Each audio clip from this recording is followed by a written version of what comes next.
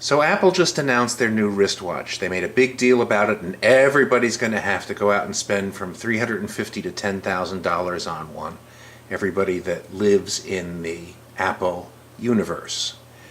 I'm not an Apple fanboy. I have nothing against them particularly, although I'm not fond of their marketing. And I'm almost offended by the way that people simply assume that everything from Apple is the best there could possibly be. Now, Android, Google's operating system, has a companion operating system called Android Wear for wearable devices, including this LG G smartwatch that I bought a few months ago that has been around for about a year. Gives you email notifications and Facebook notifications and Twitter, anything you want to get notified about. There are lots of companion apps. Here's a good one. Here's the security camera at Queen Jones. That's her driveway in real time, updating continuously. In fact, if we watch long enough, we'll probably see a car go by. There goes one. I didn't set that up. And to get rid of it, you just push it to the side.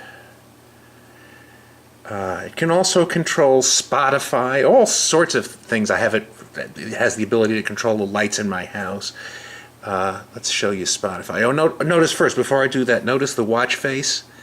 It just went into standby. You can control when it does that. You just shake your wrist to start it again. Notice the watch face has the clam that my late wife Barbara drew years ago for our company. You get to design your own watch face. And in fact, you can switch it easily. I'll show you. How about a Mickey Mouse watch? I'm doing this from my smartphone.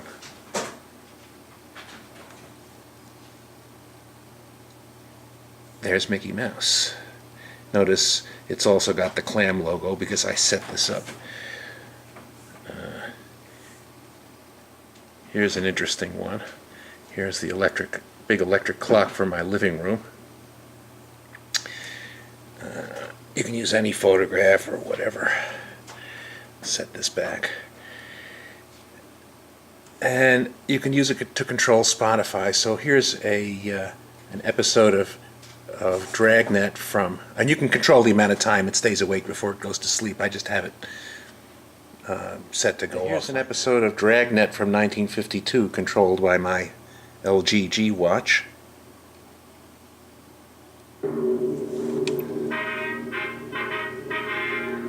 Sound off for Chesterfield. And you can pause it. Chesterfield.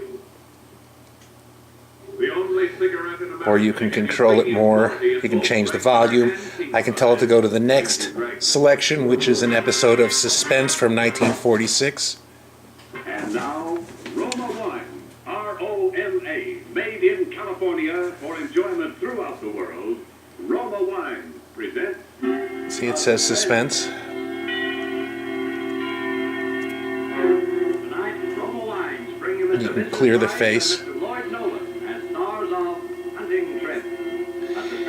I have it set up to show me how much battery is left on the watch. Usually it goes about 3 days, and how much battery is left on my phone. This will pair with any Android phone. This is my LG G3. Hold on, I'll pause this. And as I say, it'll pair with any Android phone from any manufacturer. Doesn't have to be the same manufacturer. The Google Watch will only pair with an iPhone.